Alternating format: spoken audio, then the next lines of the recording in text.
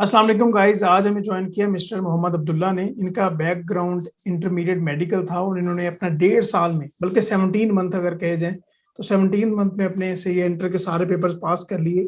कोई फेलियर इन्होंने नहीं देखा। तो आज हम इनसे डिटेल में बात करते हैं कि इनकी जर्नी कैसे रही, क्या इनकी टेक्निक्स थी, किस तरह से इन्होंने अपने पेपर्स को प्लान किया हुआ था। Abdullah, thank you so much for joining us. Thank you Mehtab भाई, आपका बहुत बहुत शुक्रिया। आपने मुझे ज्वाइन किया इतने बड़े प्लेटफॉर्म पे और खास तौर पे मेरे साथ आपने बात करने के लिए अपना वक्त निकाला है। आपका बहुत बहुत शुक्रिया। Pleasure is mine. अच्छा, ये बताइएगा कि आपने इंटरमीडिएट में मेडिकल का आपका बैकग्राउंड था, जिस तरह आपने पहले बताया। जी जी तो मेडिकल के बैकग्राउंड से अगर सीए में आया जाए तो लोग भी मना कर रहे होते हैं। घर वालों का क्या स्टांस था? आपने किस तरह से एक्चुअली प्लान किया कि भाई आपको जाना चाहिए? क्या एंटी टेस्ट में क्लियर नहीं कर सके, या क्या वजह थी?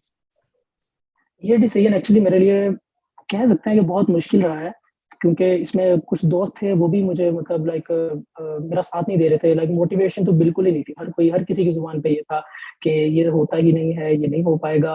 और घर वाले भी कह रहे थे कि टाइम वेस्ट करके बाद में भी कुछ ना मिला तो क्या कर पाओगे, ना इधर के ना उधर के। इस तरह के बहुत से कमेंट्स जो है ना वो सुनने को मिल रहे थे। लेकिन कुछ अच्छे दोस्त भी होते हैं इंसान के, जो मोटिवेट करते हैं। तो उनमें से कुछ अच्छे दोस्त थे मेरे, जिन्होंने मुझे कहा कि हाँ तुम कर सकते हो, अगर हम कर रहे हैं तो तुम भी कर सकते हो। उन्होंने भी मेरी तरह ही जो है ना 1.5 ईयर्स में किया था। तो मैं उनको अपना जो है ना रोल मॉडल बना के मैं यहाँ पे आया था और उनको ही मैं फॉलो करता रहा था। तो मैंने अल्हम्दुलिल्लाह अभी 1.5 ईयर्स में, और बल्कि इससे भी 1 मंथ कम में, मैंने जो है ना सी एंटर कर लिया। राइट। तो आप ये 3 दोस्त थे, अजीम और जी एक जी और अब्दुल्ला और फिर आप अब्दुल्ला, ये 3 दोस्त थे। जी तीनों जी। ने 1.5 साल में ही अपना सी एंटर किया, राइट? हाँ जी बिल्कुल, जी बिल्कुल बिल्कुल। और अच्छा, एक बात पहले मैं आपसे पूछ लूं कि ग्रुप स्टडी आपने कोई प्लान की थी ड्यूरिंग सी एंटर? नहीं, हम असल में अज़ीम की ये होता था कि वो अपने स्टडी फ्रॉम होम करता था और मैं फिजिकली क्लासेस लेता था। तो हमारा कभी ऐसा प्लान नहीं हुआ कि हम आपस में जो है ना ग्रुप स्टडी कर पाए। राइट। मतलब आप ये कह रहे हैं कि आप में से कुछ स्टूडेंट्स ने ऑनलाइन भी परस्यू किया है और फिजिकल जी जी दोनों क्लासेस का मिक्सचर आप लेके चले हैं। जी जी बिल्कुल बिल्कुल। राइट।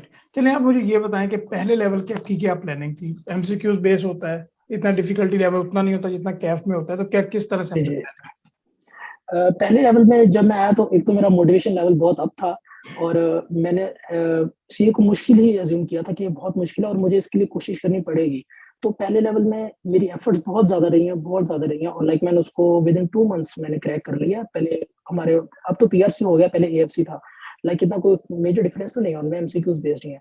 तो उसके लिए मेनली मेरा ये फोकस रहा है कि मैं जो है ना टीचर की अब बात सुनूँ, जो वो कह रहा है ना उसको मैं अपने अंदर जो है ना उसको ला के उसको अप्लाई करूँ उस नॉलेज को ना मैं। तो मैंने कोई लेक्चर नहीं छोड़ा। मेरी ये डेली रूटीन रही है कि मैं विदाउट मतलब लेक्चर ना ले लिए बगैर तो नींद ही नहीं आती थी ना, इतनी मोटिवेशन का लेवल अप था। तो ये करता करता, और बाद में कुछ असाइनमेंट्स भी आती हैं टीचर्स की, वो करने के बाद जो है ना अल्हम्दुलिल्लाह वो मेरा लेवल क्वालिफाई हो गया। अच्छा, एक बात मुझे बताएं। मोटिवेशन की सभी लोग बात करते हैं, लेकिन आजकल जो हम देखते हैं कि मोटिवेशन 1 या 2 दिन रहती है। तो जो मैंने जी असेस जी किया कि मोटिवेशन के साथ साथ जब तक बंदे की कंसिस्टेंसी ना हो, तब तक आप उस सक्सेस तक नहीं पहुंच पाते। तो आपने मोटिवेशन तो आपने थी, तो आप कंसिस्टेंट किस तरह से रहे कि भाई पहले दिन की जो मोटिवेशन है ना उसको हमने बरकरार रखना है? बंदे स्केड्यूल बनाते हैं 1 हफ्ते का, पहले दिन काम किया, दूसरे दिन काम किया, तीसरे दिन नहीं हुआ, चौथे दिन नहीं हुआ, चलो जी स्केड्यूल ही खत्म। तो ये किस तरह से जी आपने जी। प्लान किया था, जरा बताइए। सर मुझे लगता है कि सीए में आने के बाद ना इंसान के पास और ऑप्शन रह ही नहीं जाता कंसिस्टेंसी के अलावा। राइट। मोटिवेशन तो हर बच्चे में होती है, लेकिन वो भी एक लेवल पे आके खत्म हो जाती है। लेकिन अगर कंसिस्टेंसी हो ना, तो मोटिवेशन दिन ब दिन जो है ना वो मल्टीप्लाई होती रहती है हमारी मोटिवेशन में से। तो हम्म। कंसिस्टेंसी ने ना एक मेन रोल प्ले किया है इसमें। और कंसिस्टेंसी हम लोग प्लान बनाते हैं कि हम पहले दिन से ही बहुत कुछ कर लेंगे, लेकिन मेरा हम्म। ऐसा नहीं रहा। मैं भी प्लान बनाता था अपने स्केड्यूल्स बना के उनको फॉलो करना, लेकिन पहले दिन बिल्कुल एक छोटा सा क्वेश्चन, दूसरे दिन थोड़ा उससे बड़ा, हम्म। आहिस्ता-आहिस्ता मैं अपने आप को बढ़ाता था। और जब मैं देखता था कि मैंने अपने शेड्यूल को मीट किया है, मुझे नज़र आ रहा होता था मैंने 5 दिन, 4 दिन मैंने काम किया है, तो मुझे लगता था अब मैं कुछ इससे बड़ा कर सकता हूँ। तो हम्म। मैं अपने शेड्यूल्स बनाता था और उन्हें मीट करने की कोशिश करता था, और मैं अपनी नींदें भी इसके लिए सैक्रिफाइस करनी पड़ती थी, तो वो मेरे लिए इश्यू नहीं था। अच्छा अब्दुल्ला, एक और बात ये भी बताइए आप कि आपने एक स्केड्यूल बनाया, लेट से 15 डेज का या वीक का। आपसे जी, जी। 2 दिन वो स्केड्यूल मीट हुआ है, 2 दिन आपसे वो स्केड्यूल मीट नहीं हुआ किसी भी एक्टिविटी की वजह से। घर में कोई फंक्शन है, आपकी तबीयत जी, नहीं जी। ठीक, या वैसे मिस हो गया है, दिल नहीं चाह रहा। तो आपने फिर उस कमी को कैसे पूरा किया? लोग उस सर कमी को इसका देखते हुए जी, जी। छोड़ देते हैं, तो आप ये मुझे बताइए, बहुत इंपॉर्टेंट। सर जी, वाक़ई बहुत इम्पोर्टेंट पॉइंट है। इसका मैंने असल में मेरा ये होता था कि अगर मैं 15 डेज़ का अपना स्केड्यूल बनाता हूँ ना, तो उसमें जो मेरा काम होता था वो एक्चुअली 13 डेज़ का होता था। और बीच में जो 2 दिन है ना, वो लाइक एडजस्टमेंट के मैं ज़रूर रखता था। और मुझे लगता था ये कभी भी मुझे देने पड़ सकते हैं, तो एडजस्टमेंट कभी-कभी इंसान खुद भी थक जाता है, चीज़ों से फेड अप हो जाता है। तो मैंने एडजस्टमेंट रखी होती थी, लाइक अगर मेरा 15 डेज़ का है, तो उसमें मैंने मैक्सिमम 2 दिन रखे होने थे कि वो मैं अपने आप को दे सकूँ, ताकि मैं अपने आप को दोबारा उस लेवल पे ला सकूँ कि आगे मैं और मेहनत कर सकता हूँ। तो जब भी हम मुझे लगता है कि स्केड्यूल बनाएँ, तो उसमें कुछ ना कुछ एडजस्टमेंट होनी चाहिए, खुद के लिए भी टाइम होना चाहिए, जो कि एक मेन रोल प्ले करता है, आपको आगे लेके जाने के लिए। राइट, चलें, जब आप क्लाइंट पे जाएँगे तो वहाँ पे आपको ये एडजस्टमेंट बड़ी काम आएगी, आपको बड़ी एडजस्टमेंट्स करनी है अभी आगे। अच्छा अब्दुल्ला, एएफसी आपने पास कर लिया, वो एमसीक्यूज़ बेस्ड पेपर था और बंदे की मोटिवेशन लेवल तब बहुत हाई होता है कि भई आसान से पेपर थे, मैंने कर जी। लिया। लेकिन जब कैफ में आता है तो काफ़ी स्टूडेंट्स की ज़्यादा जल्दी पेपर्स पास नहीं हो सकते। तो पहले आपके जो 2 से 3 महीने थे, आपने किस तरह से प्लान किया? क्योंकि ये वो सब्जेक्ट्स हैं जो कि आपने पहले नहीं पढ़े। इनका डिफ़िकल्टी लेवल ज़्यादा है, बिल्कुल। इसमें आपको एफर्ट भी ज़्यादा डालनी पड़ेगी, एमसीक्यूज़ हैं बट कुछ सब्जेक्ट्स में हैं। तो किस तरह से आपने मैनेज किया, ये बताइएगा? सर, एएफसी की अटेम्प्ट थी जून में, उसके बाद एक बहुत बड़ा क्रैश अटेम्प्ट का पहाड़ था मेरे सर पे, जो कि अभी उसके कुछ ही दिन बाद आ रही थी सितंबर में। तो लाइक मेरे पास बहुत ही कम डेज़ थे उसके लिए, और वहाँ पे स्कीम भी कुछ चेंज हो रही थी। वहाँ पे मैंने ली थी कि मुझे अब कौन से पेपर्स को पिक करना चाहिए, जो कि मुझे जल्दी कैट क्वालीफाई करने में बेहतर मुझे मेरी मदद कर सकते हैं लाइक। तो सर वहाँ पे मैंने बीएमबी और बी लॉ, तब हमारा जो है ना वो इकट्ठा होता था, उसमें सी लॉ और बी लॉ दोनों होते थे साथ। तो सर उसमें ये था कि अब मेरे पास अराउंड अबाउट 40 डेज़ थे, जिसमें मैंने ये 2 सब्जेक्ट्स निकाले थे, और ये एक बहुत बड़ा चैलेंज था मेरे लिए। इवन यहाँ पे घर वाले भी कहते थे कि आप छोड़ दो, आपसे नहीं हो रहा, रहने दो, कोई बात नहीं है, थोड़ा लेट हो जाएगा, कोई मसला नहीं, लेकिन अपने आप पे रहम करो, लाइक इस तरह के वर्ड्स होते थे उनके। लेकिन सर वहाँ पे मैंने अपने सीनियर्स को देखा था, वो कह रहे थे अगर ये तुम करोगे तो बहुत अच्छी बात है, बहुत लोगों में डिफरेंस हो जाएगा, ठीक है, आप में और उनमें। तो वहाँ पे मैंने मुझे याद है कि मेरे पास 40 डेज़ थे, और उनमें मैंने बीएमबीएस और बी लॉ, ये मैंने 2 सब्जेक्ट्स पिक किए थे, और यहाँ पे मैंने बहुत एफर्ट की इनमें, लाइक इनको ये थे भी थ्योरी वाले सब्जेक्ट्स ना, इनमें प्रैक्टिकल कुछ नहीं था एज़ सच। तो वहाँ पे मैंने इसको अच्छे से क्रैम किया, इन सब्जेक्ट्स को, इनकी रिटन प्रैक्टिस की है, ये सब करने के बाद, लेकिन जो एक फ़र्क था ना एएफसी का और कैफ का, ये बहुत ज़्यादा था। मतलब लाइक अगर बंदा कहे कि आपने एएफसी में 7 घंटे पढ़ना है या 8 घंटे पढ़ना है, तो उसको आप मल्टीप्लाई बाय 3 करके आप कैफ में लेके आएँ, तो जाके आप कैफ को बहुत अच्छे से आप कर सकते हैं, और जी। फिर कैफ वैसे चलेगा जैसे आप चलाना चाहते हैं। तो हुँ। मुझे लगता है कि इनमें हमें फ़र्क जानना चाहिए एक बच्चे को।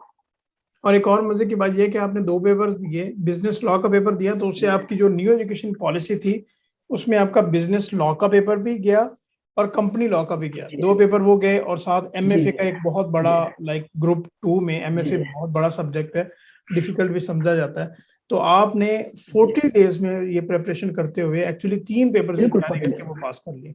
जी, जी, ऐसे ये जी, आपकी बहुत बड़ी अचीवमेंट जी, है। सर। तो इसके बाद आपकी जी, क्या सर। प्लानिंग थी? आपके कुछ एग्ज़ाम्स रह गए तो आपने सर, किस तरह से? उसके बाद मेरे मेरे सामने मार्च टाइम थी, और मेरे पास असल में टैक्स का पेपर था और अकाउंटिंग।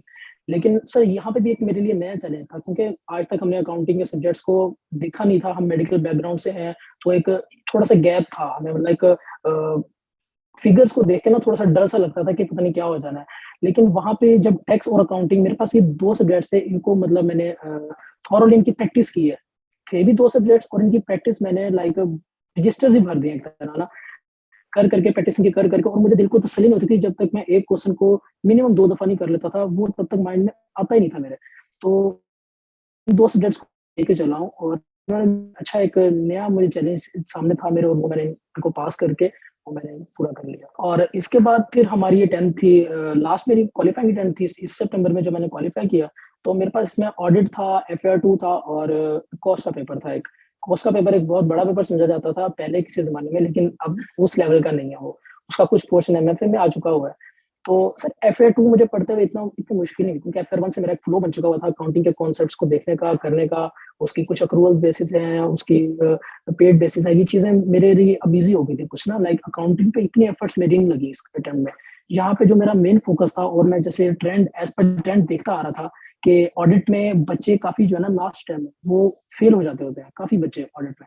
इसका रिज़ल्ट बहुत लो होता है। तो मैंने ऑडिट पे ख़ास तौर पे अपनी एफर्ट्स लगाई हैं, और मैंने इसको मेनली जो है ना, मैंने अपना सब्जेक्ट्स ऑनलाइन करवा लिए थे ऑडिट के ना, और मैंने एक लेक्चर को बार-बार स्लो स्पीड पे देखना, हमारे तो अक्सर बच्चे करते हैं कि उसको 1.5 पे, 2 पे लगा के और लेक्चर जल्दी से कवर अप करने की कोशिश करते हैं। लेकिन मैं इसके बिल्कुल ऑपोज़िट रहा हूँ और मैंने इसको जो है लाइक 1 पे ही सुन के अपने कॉन्सेप्ट्स को क्लियर किया है और मुझे जहाँ पे 2 दफ़ा सुनना पड़ा है, वहाँ मैंने उसको 2 दफ़ा भी सुना है। चलिए अब्दुल्ला, माशाल्लाह बहुत अच्छा लगा आपसे बात करके, और आपके लिए उम्मीद है कि नेक्स्ट भी आप ऐसे ही ज्यादा बेहतर तरीके से अपने पेपर्स पास करें, और जिससे डिस्टिंक्शंस भी लेके आए, वो बिल्कुल, अगला नेक्स्ट लेवल और ज्यादा डिफिकल्ट होगा। तो जरूर अपने टाइम को मैनेज कीजिएगा। आपके लिए बेस्ट विशेस हमारी तरफ से, हमारी पूरी टीम की तरफ से। Thank you so much.